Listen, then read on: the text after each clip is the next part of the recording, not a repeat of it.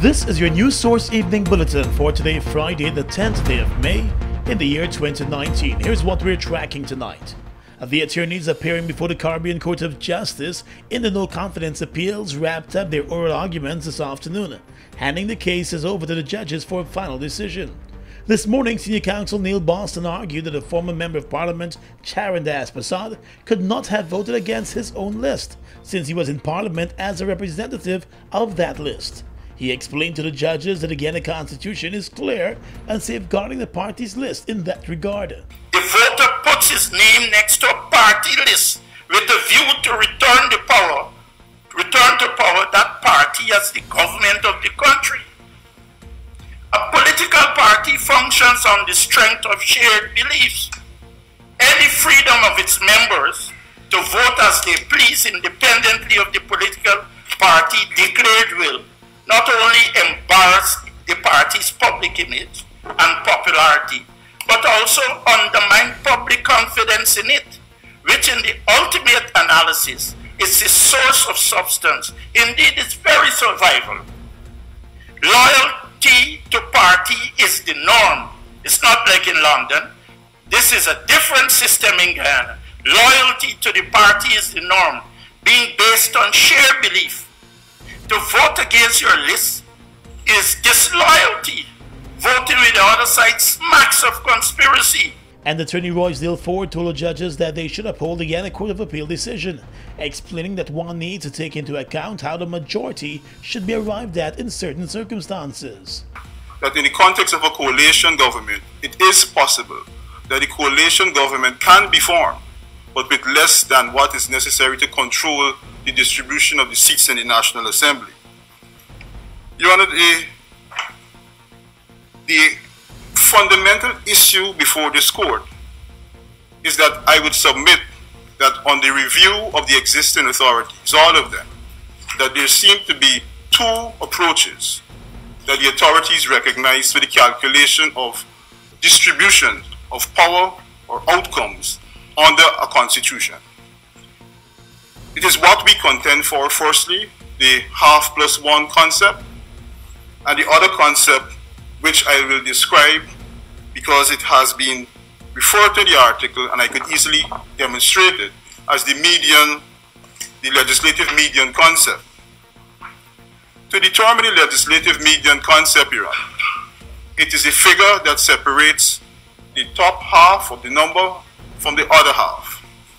And I would respectfully submit, Your Honor, that that number is not necessarily half of the number. In wrapping up their arguments today, attorneys representing the opposition leader and the government side maintained their respective positions. Over the past 2 days, the 5 judges of the Caribbean Court of Justice listened to several arguments regarding the no-confidence motion in Guyana. In many instances, the judges questioned the attorneys about the various provisions in the law and the role the Guyana Elections Commission should be playing when a no-confidence motion has been passed. More news coming up in just a moment.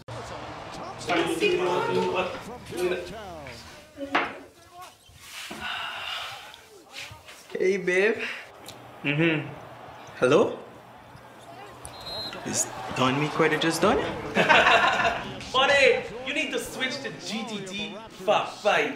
Fab 5? Activate the GTT Fab 5 plan today. For only $5,005, you get free unlimited calls to 4 of your closest family and friends, 5 gigs of data plus 250 text messages, and your Fab 5 friends can call you for free.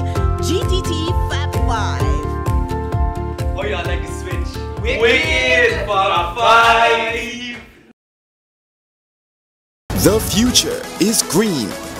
Let's help you experience the future with easy financing for your business or home. Be it for solar energy, water treatment recycling, water filters, energy saving appliances, or wind power projects.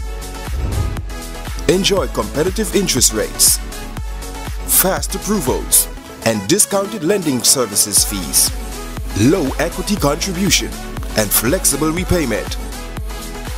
Visit us for details or go to www.gbtibank.com or email us at banking@gbtibank.com. GPTI, we see Guyana through your eyes. We are legions of men standing strong, but never too proud to stoop and help someone. We must send a clear signal to all. Do right, walk in upright ways, knowing that's what being a man is all about. And ever aware that things will only get worse when good men do nothing. Stand strong. Be the one to live right.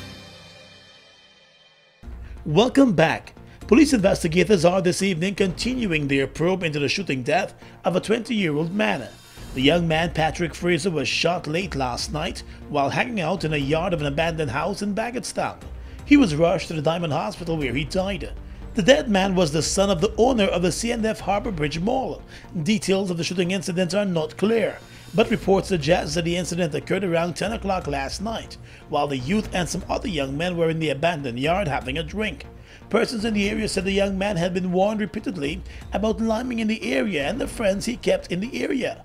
Police investigators were at the scene late last night and asking that anyone with information about the shooting to offer assistance to the investigators. In the world of politics, opposition leader Barra Jagdeo has indicated that he is supportive of the president's decision to have former Minister of Foreign Affairs Carl Greenidge continue to work at the Foreign Affairs Ministry in a new role. Mr. Jagdeo told reporters yesterday that there is a need for continuity at the Foreign Affairs Ministry, especially with Guyana's border case before the International Court. I don't have a problem with Carl Greenidge remaining there. And that's why, because I believe, with all due respect to the minister and everything, I don't want to disparage her because she's a medical doctor, but at this stage, particularly with our case before the International Court, you need someone who has some knowledge of the issue, in-depth knowledge of the issue, and we need continuity in that matter. And so that's why I said in relation to Carl Greenidge, although a lot of people believe he shouldn't be in there because he would sabotage the minister, because effectively undermine her. But I do believe that he should be retained because of that concern. Earlier this week, President David Granger indicated that he has had discussions with his former minister, and Mr. Greenidge has agreed to take on a new role at the Foreign Affairs Ministry. I have had several meetings with Mr. Greenidge, and he will remain in the Ministry of Foreign Affairs. I've had meetings, of course, with the new Minister Dr. Karen Cummings, and I am to meet them again to decide or to let them know what my decision is. But I expect that Mr. Greenidge will contribute to the continuity of work in the Ministry of Foreign Affairs, especially with relation to the territorial controversy with the Bolivarian Republic of Venezuela. That is ongoing. Greenidge was one of 4 government ministers who were forced to resign because of their dual citizenship. He has indicated that he will be renouncing his foreign citizenship. Well, the Hard Rock Cafe will be opening its doors in Guyana tomorrow at the Movie Town Complex. General Manager Tom Perez said the company decided to invest in Guyana, taking into account the country's prospects and coming oil riches. He said the Hard Rock Cafe will be bringing good food and entertainment. And we're bringing a world-class brand. We are in 75 countries. The beauty of opening this store is we'll be in 76 countries. We have 185 venues, and we're very proud to actually be here in Guyana.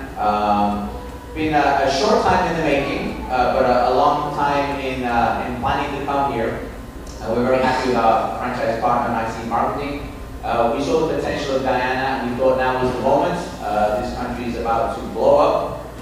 We think that you're going to be very successful economically, and I think this is the time for the brand to come. The general manager said the staff members are well trained and he expects them to give up their best to customers. Now, what we're bringing to Guyana is a little bit of what you saw there. First of all, we're bringing great food. Everyone knows the Hard Rock Cafe for the music, for the fun, but you should also know us for the food. And what we're offering you guys here is world-class food. We have burgers that come from the USA. We have certified Angus burgers, certified analyst steaks. I mean, you want to eat good, this is definitely going to be the place.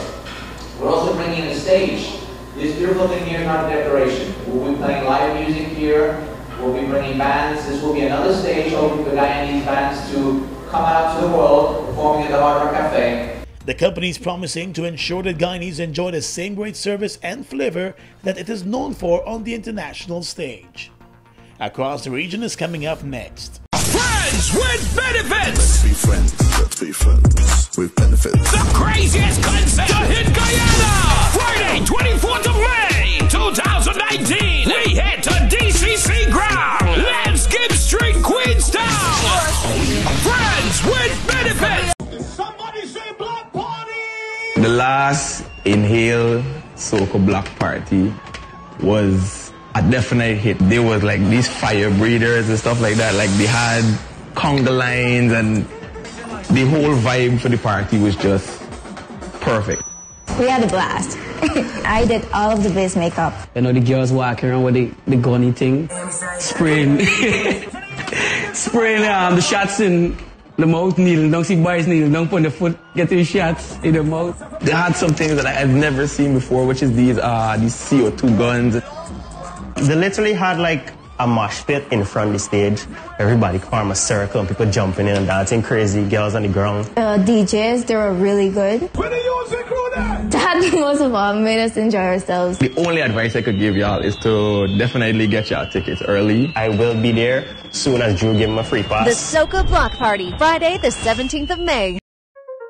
Ladies and gentlemen, the 2019 Mother and Daughter Pageant is here. It's a red carpet affair, a super display of fashion, creativity and talent, bonding mother and daughter through the superpower of love. Produced by Super Stylistics, Saturday, May 11, 20 hours at the National Cultural Center. Tickets $3,500, $3,000 and $2,500. Celebrating 28 years of love, the 2019 Mother and Daughter Pageant.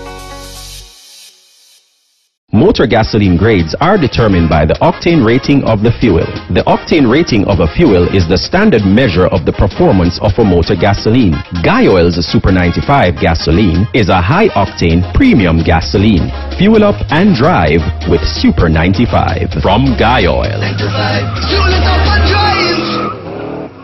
Across the region right now, 3 Venezuelan opposition members of parliament have taken shelter in foreign embassies after losing their congressional immunity. They are among 10 lawmakers stripped of immunity after the Supreme Court said they should be investigated for conspiracy, rebellion and treason. The opposition led by Juan Guaido tried to spark a military rebellion against President Nicolas Maduro last week. His deputy, Edgar Zambrano, was arrested on Wednesday. Venezuela's Supreme Court has ordered him to be held in a military prison in Caracas. The court claimed that he had been jailed for the flagrant commission of the crimes of treason, conspiracy, and civil rebellion. In Barbados, the door has now been opened for older men and women to join the Royal Barbados Police Force. However, the Attorney General, Dale Marshall, said time will tell if the adjustment will result in an increase in recruits at the Regional Police Training Center. In light of decreasing interest in joining the Barbados Police Force, the Attorney General of Barbados revealed that the cabinet had amended the legislation which required persons to be between the ages of 18 and 30 to do so. Speaking at the recent passing out parade, the Attorney General said the age limit had now been raised to 35. But in an interview with the Barbados Today newspaper, he said that there was no evidence to suggest that raising the age limit would attract more police officers in Barbados. And finally tonight, international news. At least 65 migrants are thought to have died after their boat capsized in the Mediterranean off the coast of Tunisia. There were 16 survivors according to the United Nations Refugee Agency. Survivors say the boat left Libya on Thursday and went into trouble during strong waves. About 164 people died on the route between Libya and Europe in the first 4 months of 2019. Now, the incident is thought to be one of the deadliest shipwrecks involving migrants since the start of this year. The survivors were brought to the coast by the Tunisian Navy and are awaiting permission to disembark. And that's your News Source Evening Bulletin for tonight. I'm Gordon Mosley reporting. Have a good weekend.